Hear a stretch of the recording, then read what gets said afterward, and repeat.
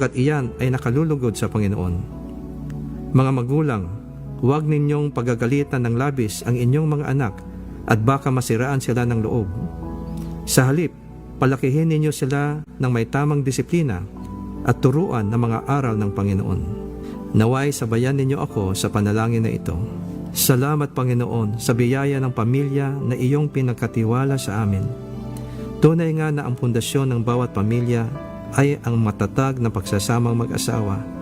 At aming idinadalangin na sa iyong biyaya at kalakasan, lalong mag-alab at manaig ang pag-ibig, katapatan, paggalang, pagpapasensya at pagkakaisa ng mag-asawa sa isa't isa. Turuan mo na kanilang matuklasan at pansinin ang mga magagandang bagay sa bawat isa, higit pa sa mga kakulangan at kapintasan, maging mapagpatawad at iwasan ang galit at negatibong komunikasyon. Turuan mo sila na lagi magpasalamat sa iyong mga biyaya sa araw-araw at palagiang hanapin ang bawat paraan kung paano sila makapagbibigay ng lakas loob at inspirasyon sa isa't isa. Aming ipinapanalangin na alinsunod sa iyong kautusan, ang mga asawang lalaki ay mahalin ng buo at wagas ang kani-kanilang asawa, gaya ng pag-ibig ni Jesus para sa iglesia. Iyong turuan ang mga asawang lalaki na maging maunawain at pakitunguhan na may paggalang ang kani-kanilang asawang babae upang walang makahadlang sa kanilang mga panalangin. Amin ding idinudulog sa iyo ang mga asawang babae na tulad din ng iyong pinag-utos, sila ay magpasakop at magpakita ng paggalang sa kani-kanilang mga asawa dahil iyong itinalaga na ang lalaki ang ulo ng kanyang asawa. Pagkalooban mo ng banal na takot ang puso ng mga may asawa nang sila ay maging tapat sa kani-kanilang asawa sa habang panahon. Iyo silang ilayo sa lahat ng uri ng tukso na makakapinsala sa kanilang pagsasama at sa kinabukasan ng kanilang mga anak. Pagkalooban mo ng tunay na pagsisisi at pagbabago ang puso ng mga may asawa na nahulog sa tukso o bumali ng kanilang sumpaang banal sa iyo at sa kanilang asawa. Panginoon, aming ipinapanalangin din ang aming mga anak na sila ay iyong protektahan, iligtas sa kapahamakan, pinsala at karamdaman. Pagkalooban ninyo sila ng banal na takot sa iyo at kakumbabaan upang kanilang igalang ang kanilang mga magulang at dinggin ang aral ng kanilang ama't ina nang sila ay mamuhay ng matagal na may karunungan at kasaganahan. Iyong pagtibayin ang loob ng aming mga kabataan, O Diyos, nang sila ay umiwas sa masasamang hilig at mga tukso ng kanilang henerasyon. Sa halip ay pagsikapan nilang maging matuwid, makatarungan, tapat, mapagmahal at mapayapa, magkaroon ng pusong malinis at marunong tumawag sa Panginoon.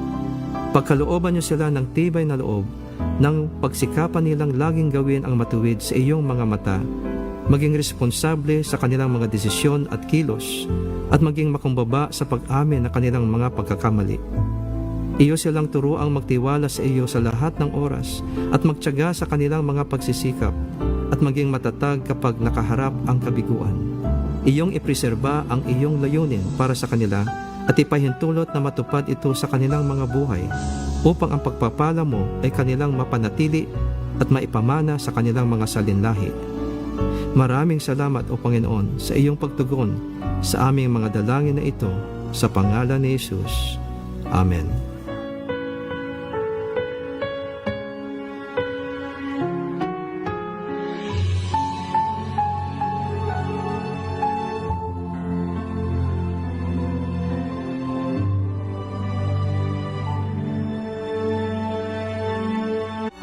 Quezon City Jail. Senador Jingo Estrada, dating Senador Bong Revilla, dating Secretary Bunoan, sinubina ng DOJ sa kasong plunder. Armed Forces of the Philippines biniberipika pang report na isang Pinoy mercenary ang napatay sa Russia-Ukraine War. Complete ng Allison Shipping Line, sinuspende ng Department of Transportation matambos lumubog ang isa nitong Ro-Ro vessel sa Basilan. Detol lumakyat na sa 24.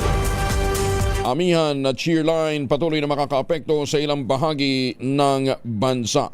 Bagong balita, bagong impormasyon. Kasama si Kuyang Angelo Palmones. Magandang umaga, Pilipinas! Kasama pa rin natin ang buong radyo natin FM nationwide, ang ating action radio station sa Luzon, Visayas at Mindanao. 91.7 BNFM Radio sa Cebu at 94.3 FM sa Jensan. Sa detalye, apektado pa rin ang Northeast Monsoon o amihan at shear line ang malaking bahagi ng bansa. Ayon sa Pag-asa, magdudulot ng isolated rain showers ang shear line sa Eastern Visayas, Dinagat Island at Surigao del Norte. Ang katamtaman hanggang may kalakasang ulan naman ay maaaring magdulot ng flash floods at landslides sa nasabing mga lugar. Samantala ang amihan naman ang makakaapekto sa Metro Manila, Cagayan Valley, Cordillera Administrative Region, Central Luzon, Calabar Zone, Bicol Region, Oriental Mindoro, Marinduque at Romblon. Magdudulot ito ng kalat-kalat na bagulan habang ang localized thunderstorms naman ay mararanasan sa iba pang bahagi ng Mindanao. Napilitang lumikas ang mga residente sa ilang barangay sa Calamansig, Sultan Kudarat dahil sa sunod-sunod na malalakas na mga pagyanig na naranasan hanggang kaninang madaling araw. Pasado ang 1:00 ng madaling araw nang umalis ang kanilang mga tahanan ng mga residente sa barangay Santa Clara sa Calamansig para magtungo sa mga evacuation site. Sinundan nito ng paglikas din ng mga taga-barangay Nililidan, partikular na yung mga malalapit sa coastal area. Batay sa monitoring ng Philippine Institute of Volcanology and Seismology o PVOX, alas 10:47 kagabi nang maramdaman ang magnitude 4.7 na pagyanig. Sinundan ito ng magnitude 4.8 alas 11:50 ng gabi, magnitude 3.9 dakong 1:00 ng madaling araw, magnitude 4.4 dakong 1:41 at magnitude 4.7 dakong 1:44 ng madaling araw. Nakaka-alerto na rin ang local government unit sa mga susunod pang mga pagyanig. At tamayanan nyo mami at intindihin natin mula po sa PVOX kung ano po itong mga pagyanig na ito na nararanasan dyan po sa Sultan Kudarat. Formal nang sinimulan ang konstruksyon ng Disaster Risk Reduction Management Office Flood Monitoring Command Center sa Maynila. Layunin ang itatayong pasilidad na mas mapalakas pa ang kahandaan ng Maynila sa mga sakuna, partikular na sa pagbabantay at pagtugon sa matitinding pagbaha. Pinunahan ni Manila Mayor Isko Moreno ang groundbreaking ceremony para sa itatayong pasilidad. Mahalagaan niya ang magiging papel na gagampanan nito para makapagsalba ng buhay at mga ari-arian. Inaasahang sa pamamagitan ng makabagong teknolohiya at datos na manggagaling sa command center, mas magiging mabilis na at epektibo ang pagresponde ng lokal na pamahalaan tuwing may kalamidad. Umakyat na sa 24 at ang bilang naman ng mga namatay habang 10 pa ang patuloy na nawawala sa paglubog ng MV Tricia Kerstin 3 sa Basilan. Ayon kay Coast Guard Commandant Admiral Ronnie Gaban, kabilang sa mga nawawala pa rin ang mismong kapitan ng barko, 8 tripulante at isang Coast Guard Marshal. Nasa 316 ang sakay ng barko ang nailigtas na, habang inaasahang nakarating na sa Basilan ang 6 na ipinadalang technical divers na tutulong naman sa search and rescue operations, habang 10 karagdagan pa ang darating ngayong araw. Patuloy naman ang investigasyon sa sanhi ng paglubog ng barko, habang sinisilip na rin kung may mga paserong sakay ng barko ngunit hindi nakalista sa manifesto.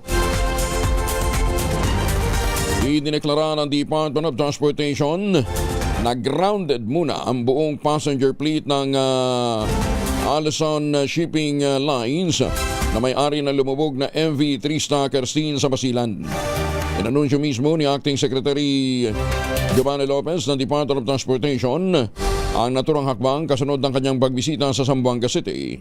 Ayon kay Lopez, sanatasan na niya ang Philippine Coast Guard at Maritime Industry Authority o Marina magsagawa ng safety audit at masusing inspeksyon sa lahat ng passenger vessel ng kumpanya. Sinabi naman ni PCG Commandant Admiral Ronnie Gaban, magpapadala sila ng technical wreck drivers o divers upang siyasatin ang records ng Trista Kerstin 3 na nasa 76 na metro ang lalim. Gagamitin din ang remotely operated vehicle upang hanapin ang 10 pang nawawala kabilang ang kapitan ng barko. Babala ni Lopez, tuluyang kakanselahin o pahabain ang suspensyon ng prangkisa ng Allison kung mapapatunayang may mga paglabag ang nabanggit na kumpanya. Kung niyo po matatandaan, isa sa mga nakikitang sanhi ng paglubog ng naturang barko ay ang pagtagilid umano ng isang truck. Baka hindi na itali na mabuti, ano ha? Na naging dahilan kung gaya't nawalan ng balanse ang barko. Magandang umaga, Pilipinas! Nag-deploy na rin ng mga oil spill boom at oil dispersant ang Philippine Coast Guard sa katubigan ng Balok-Balok Island sa Basilan kung saan lumubog ang MV Krista Kirstine 3. Ayon kay Coast Guard Commandant Admiral Ronnie Gaban, bagamat may naobserbahan ng oil sheen sa paligid, hindi naman nila pinangangambahang magdudulot ito ng oil spill na may kargang 25,000 liters ng diesel. Paliwanag ni Gaban, mabilis na mag-dissipate o mag-evaporate ng diesel sa tubig dahil sa itinuturing itong light oil. Sa ngayon, prioridad pa rin ng mga otoridad ang magsagawa ng search and rescue operation sa nawawala pang mga pasahero ng MV Krista Kirstine. Based sa ating aerial survey kahapon, it's only oil sheen, yung napakanipis, yung parang nagpatak ka ng mantika sa tubig, yung discoloration na yan. Yun po yung nakita kahapon. So sa ngayon, wala pa po tayong dapat ikabahan. We cannot say conclusively na wala. It should be subjected to a more thorough scientific investigation.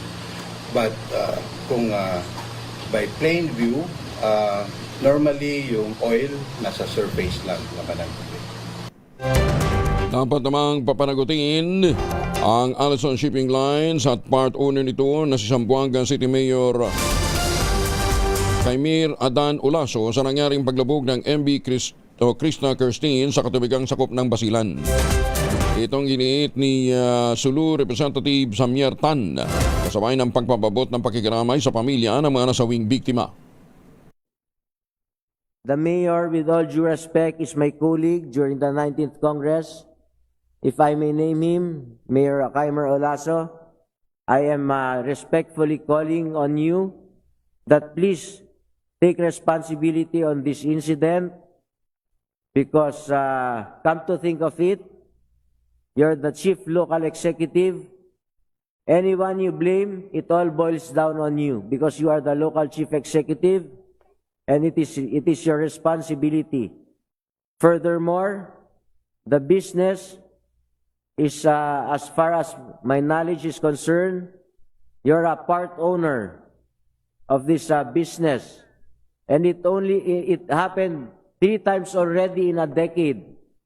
Imagine, of all the vessels, of the many vessels, shipping vessels, traveling from Zamboanga, Basilan, Sulu, and Tawi-Tawi, lahat sa inyo ang lumulubog at umaapoy. So, this is a clear sign of negligence. Ayon naman kay Basilan Representative Yusuf Alano, hindi biro ang tatlong aksidenteng kinasangkutan ng Allison Shipping sa nagdaang dekada. Nabatid na lumubog din pala ang MV Danica Joy 2 na ino-operate din ng Allison Shipping Line noong 2016 habang nasunog naman ang Lady Mary 3 noong 2023 na ikinasawi ng 31 katao. Hawak na ng Parañaque City Police ang pinya vendor na humambalos at nagnakaw sa 62 anyos na Japanese national sa Las Piñas, Parañaque Wetland Park. Nadakip sa kanyang bahay sa Pasay City ang 49 anyos na sospek na natukoy ng mga otoridad sa tulong ng CCTV footage. Ayon kay Parañaque Police Chief Colonel Nicolas Piñon Jr., makalang ulit na hinampas sa ulo ng sospek. Ang dayuhan na nooy nagsa-sightseeing lamang bago hinablot ang bag nito na may lamang 50,000 yen, pasaporte, cellphone at iba pang dokumento. Sa ulat ng NCRPO, hindi na nabawi pa ang pera mula sa suspect dahil naipalit na itong sama ni Chinger. Samantala, nininaw naman ng pulisya na isolated case lamang ang naturang insidente at hindi naman makakaapekto sa turismo ng bansa. Initial na isasampa natin sa kanya ay of course robbery with violence. It's up to the prosecutors kung ano yung magiging, kung kaya nilang i-repaint or not. So, solution po ng kaso can be attributed of course doon po sa strict follow-up and supervision po ng ating mga kapulisan, and at the same time nakatulong din po yung community and lalong-lalo na po doon sa program po natin ng Parañaque City na lagyan lahat ng mga CCTV yung mga crucial places po dito sa Maganda umaga, Pilipinas! 18 minuto na makalipas ang alas 4 ng umaga. Upang sugpuin naman ang lumalalang kaso ng illegal na online gaming sa bansa at maprotektahan ang mga manlalaro laban dito, inulusad ng Philippine Amusement and Gaming Corporation ng PAGCOR Guarantee website. Maaring i-check ng publiko sa nasabing website kung lisensyado at lehitimo ang isang online gaming site bago sila maglaro o kaya magbayad. Regular na ina-update ang website at may direktang link ito sa mga lisensyadong gaming platforms. Ayon kay PAGCOR Chairman at CEO Alejandro Tenco, matutulungan ito ang publiko na makaiwas sa panlilinlang habang pinoprotektahan din ang kanilang karapatan bilang manlalaro. Paalala pa ng chairman ng PAGCOR, maging mapanuri sa bawat online gaming activity na sasalihan kapagkat dumarami ang mga reklamo hinggil sa illegal na gaming sites na hindi nagbabayad ng panalo. Para sa karagdagang impormasyon, bisitahin lamang ang www.pagcor.ph/PAGCOR-Guarantee. 19 na minuto makalipas ang alas 4 mga misis. Amoy araw si Mr. pag-uwi galing ng trabaho. Abay dahil yan sa germs sa katawan nila para labanan ang amoy araw at amoy pawis, gumamit ang Shield Bath Soap regularly. Unbeatable ang Shield sa paglaban sa germs versus another brand by Shea Butter. Pampalambot ang kutis sa presyong abot kaya 12.50 SRP. Kaya naman recommended po ito ng Philippine Nurses Association. Kaya mga misis ay challenge you subukan ang Shield Bath Soap. Galit sa sakit, may malasakit, sulit na sulit. Mahiwagang tunog! Habang kayo'y maagang naliligo gamit ang Shield Bath Soap, hulaan ang ating mahiwagang tunog. Nagkakahalaga ngayon ng 3,000 piso, 3,000.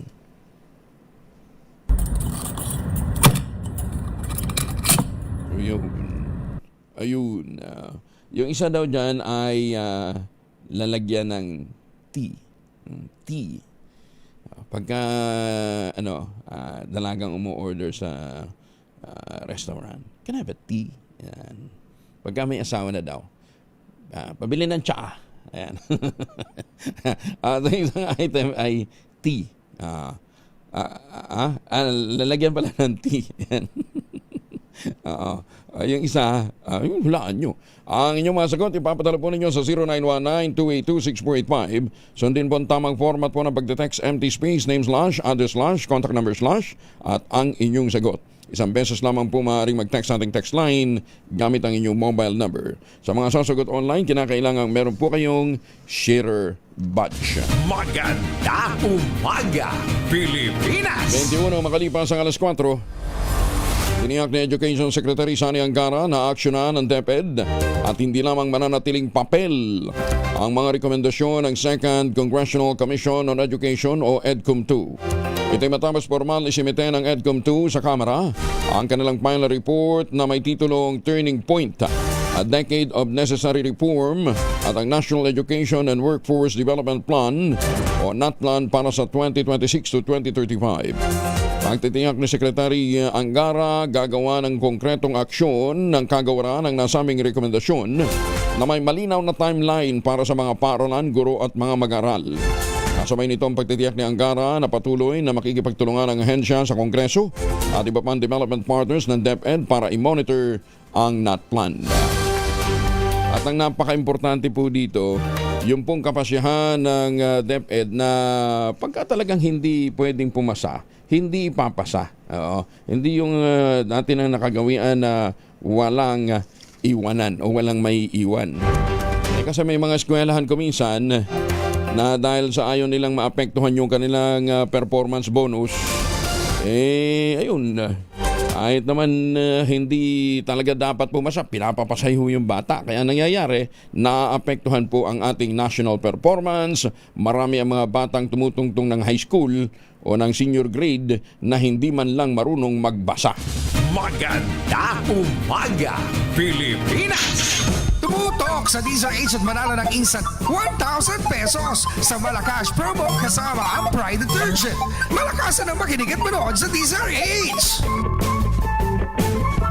Ang ating tropang Pogi kasama ang Pride Detergent ay nasa barangay Balong Bato, San Juan City. Ayan, so ang grupo po nila Sherwin Alparo ay nandyan po sa barangay Balong Bato, San Juan City. Lakasan nyo na inyong mga radyo, telebisyon. Ready Ready na ba kayong tandaan ang ating word of the day para manalo ka ng DZRH Mini Component? Eto na! Ang ating word of the day ngayong araw na ito ay sagacious. Sagacious. Ayan, ha? Sa Tagalog po ay matalino. Sa Cebuano, mainalamon. Ayan, mainalamon. Ibig sabihin, maraming nalalaman. Ha? Ano sa Ilocano ang ano? Ano sa Ilocano ang matalino? Wala dyan? Sige. Basta ang word na hinahanap natin ay sagacious. Ayan. Magandang umaga, Pilipinas! Magandang umaga po sa mga suki natin sa iba't ibang panig ho ng mundo. Ma'am Evan lang dyan po sa Las Vegas, Nevada. Good morning. At saka si Jose Ramon Nolod na maagang pumibiyahe. Nandyan po sa New Jersey. Good morning. Naimbag na bigat ka na kayo amin sa mga suki natin dyan po sa Isabela. At magandang umaga din sa mga taga Santa Maria, Laguna. Elmer Salvador, good morning. Magandang umaga, Pilipinas! Isang team ng Department of Agriculture ang nagtungo sa sentro ng kalakalan ng pagkain sa Maynila, ang Divisoria. Ito'y upang personal na masaksihan kung paano gumagalaw, ipinapasa at nadaragdagan ang halaga ng presyo ng mga gulay at iba pang mga produktong agrikultural bago makarating sa mga mamimili. Bahagi ng pagbisita ang pinaigting na market monitoring na ipinag-utos ni Agriculture Secretary Francisco Chularal Jr. naglalayong panatilihing matatag ang supply ng pagkain at maiwasan ang hindi makatarungang pagtaas ng presyo. Pinangunahan ni Assistant Secretary Genevieve Belicaria Guevara ng Agribusiness Marketing and Assistant Service ng DA ang team na direktang nakikipag-usap sa mga retailer, reseller, wholesaler, market facilitators upang mangalap ng mahalagang impormasyon sa merkado. Layunin na aktibidad na matukoy kung saan nagaganap ang mga pagbabago ng presyuhan at kung paano naiipon ang mga gastos sa buong supply chain. Sa merkado, nakakasalamuhan ng team ang mga trader na mula sa Nueva Ecija, ilang wholesalers, sumalit ang Manila Hawkers Office, ang malinaw na nagpapaliwanag sa daloy ng kalakalan. Karaniwang ibinababa ng mga biyahero at mga kargador ang mga produkto sa mga itinakdang lugar kung saan naroroon ang kanilang mga contact buyer. Isinasagawa naman ang bayaran sa pamamagitan ng tseke at mga digital transport tulad ng GCash, Paymaya, bank transfer, ang iba pa. Batay po ito sa naunang kasunduan sa pagitan ng wholesaler at may-ari ng produkto. Inilatag din ng malinaw ang proseso sa pagbuo ng presyo. Halimbawa, ang isang 10 kilong sako ng ampalaya ay nihahatid sa mga wholesaler sa halagang humigit kumulang 850 pesos. Maaari naman itong maibenta sa mga retailer sa presyong 1,000 pesos na pick-up basis.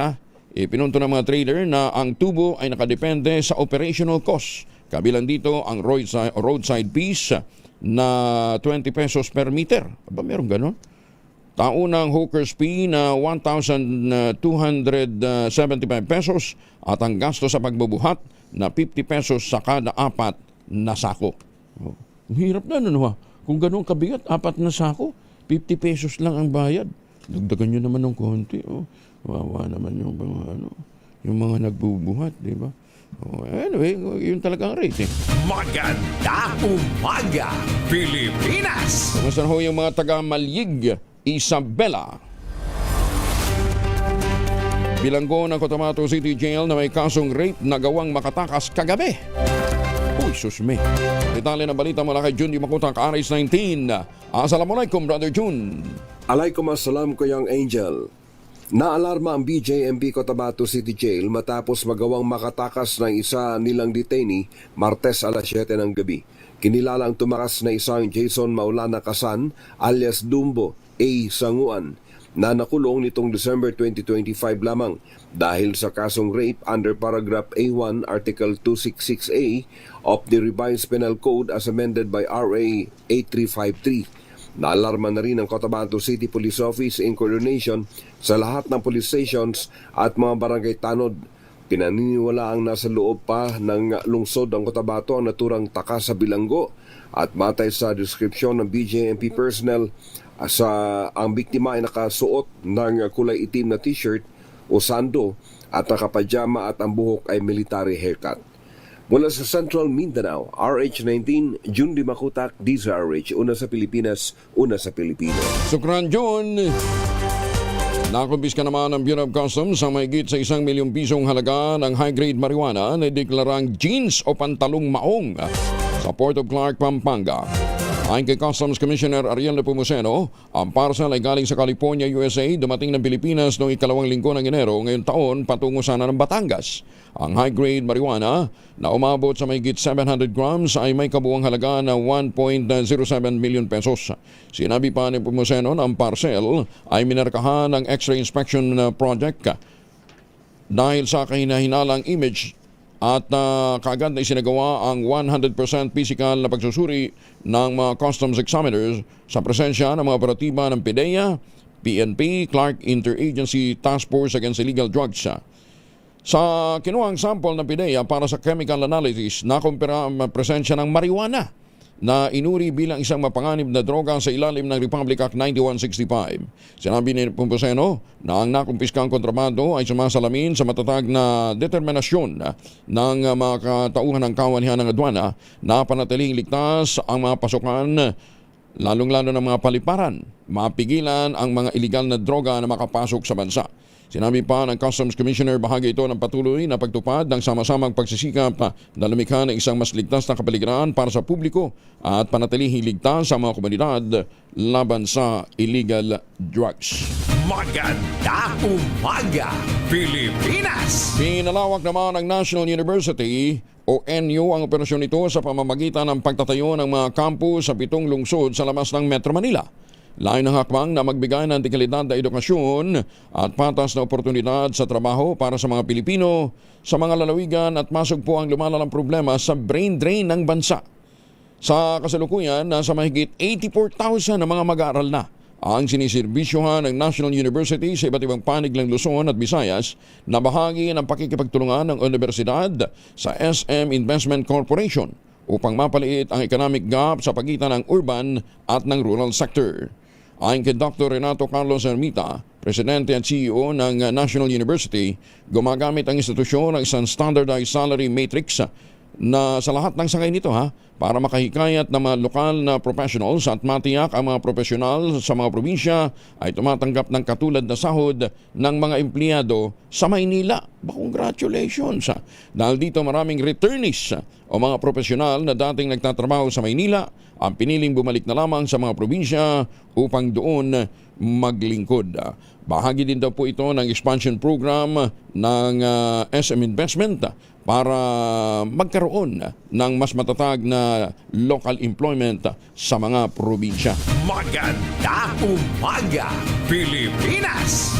Nako, eto naman bad news. 4:31 ang oras sa buong Kabuluan. May abiso sa mga customer ang Meralco. Nakamba ang tasingil ng kuryente mula Marso matapos na aprobahan ng Energy Regulatory Commission ang mahigit 31 billion pesos. 31 billion pesos na halaga ng claims ng ilang producer ng kuryente. Sa ilalim nito, tataas ng karagdagang 28 centavos per kilowatt hour ang sisingilin sa mga customer ng Meralco. Tatagal ng 12 hanggang 36 na buwan o hanggang mabayaran ng buo ang nasabing halaga. Paghahatian ng San Miguel Corporation, Accent Corporation at Panay Energy Development Corporation ang masisingil bilang pambayad sa kanilang mga claims na aabot nga ng 31 billion pesos. Kaya nga tigilan na natin yung katarantaduhang pitol na yan Bantakin nun ninyo Mag-i-invest sila para daw sa renewable pero para hindi sila malugi. Kahit hindi ka gumagamit ng kuryente galing ho sa renewable energy, bayad ka ng pitol. Tapos meron pa, green energy allowance. Sa kabila nito, tiniyak naman ng ERC Chairman at CEO na si Francis Saturino Juan, magiging minimal o halos walang epekto ang nasabing adjustment sa pangkalahatang power rates ng Meralco. Maganda umaga, Pilipinas! Oy mga mamis, pwede tayong mag-laundry day today Kunot ka ba kapag makapit, madikit at malupit ang mancha? All you need is Pride. Matpapahirapan ang self-con sa Pride, easy at worry-free naman ang laundry. Sa triple stain away formula, tanggal ang matitindi mancha based on test sa chocolate, modern 7 on cotton. Gawa po ito ng ACS. 92 na mga dating rebelde sa Davao del Norte nagbalik loob sa pamahalaan. Detalye ng balita mula kay Jun Soter mula sa Action Radio Davao. May buntag mo, Jun.